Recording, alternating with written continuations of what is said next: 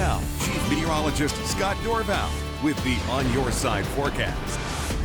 Well, it is Monday. Let's take a look at another Climate Matters Monday. We try to do this every Monday when there's not a lot of active weather going on. And with the heat that is on, our topic today is the western wildfires and the acres that have been burned and what the potential is for fire. Let's look at the information coming in from climatecentral.org. This is basically all compiled data, and it shows for western acres, if you add all of the western states together from 1980 to 2017, a good to 47 years, not much was going on in the early 80s. Very limited, but then the fire, you can see the little spikes there. They come in every once in a while. The general trend across the west is burning more acres. This here is 2 million acres in a year.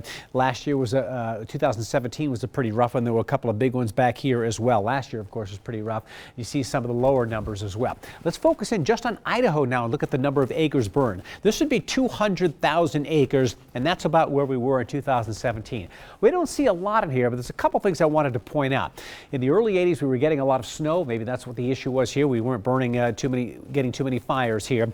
But you see about every 5 years or so, a big spike here where we get a really bad fire season. What's interesting, this is somewhere around 2007. I don't know if that's the exact year, but that's over 1.2 million acres burned. You go 2 years later and it doesn't even show up on the charts. What it tells me is you can still get lots of variability, but you can see a little bit of a trend of more acres being burned overall in the last 20 years. So there's another Climate Matters Monday. You can go to climatecentral.org and get information in all different states around the West as well.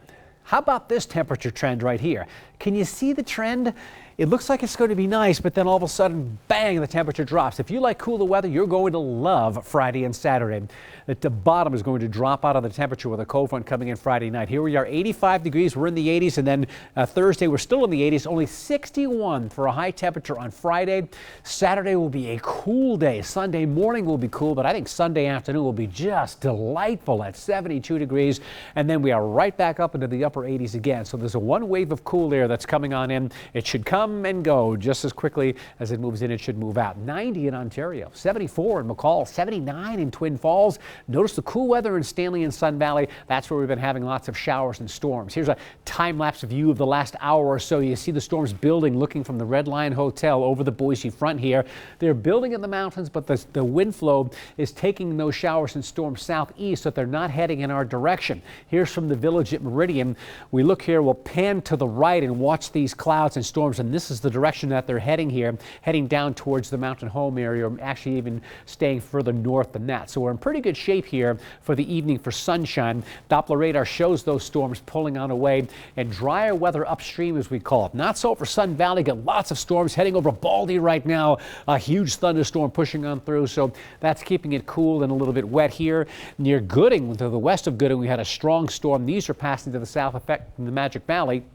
Mountain Home Air Force Base had one storm, but notice how nothing is occurring north and west here. We're drying on out, and there's a very dramatic line when you look. Here's the storm system down here, still pinwheeling moisture in our direction, but look at all this dry air right here. This drier, hotter weather is moving on in, and so that's it. Everybody's going to shut the storms off during the day tomorrow, and on the futurecast, high pressure will build on in. This is going to build the heat now into Tuesday, into Wednesday, the hottest day of the week, but look what's lurking offshore. This cold front in this low pressure system. By Thursday, it's approaching. We're still going to be on the hot side, but come Friday and Saturday, this is going to drop on in, and that's going to make some major changes to our weather, really cooling things down, but just for the weekend. For Friday, Saturday, and Sunday. Tomorrow at 90 in the Western Valley, mid-80s in the Boise area. Sunshine for everybody tomorrow. A light northwest breeze at 10 to 15 miles an hour. The mountain locations that have been getting storms will be drying out a bit tomorrow as well. And there you see, Don, 2 hot days, Tuesday, Wednesday.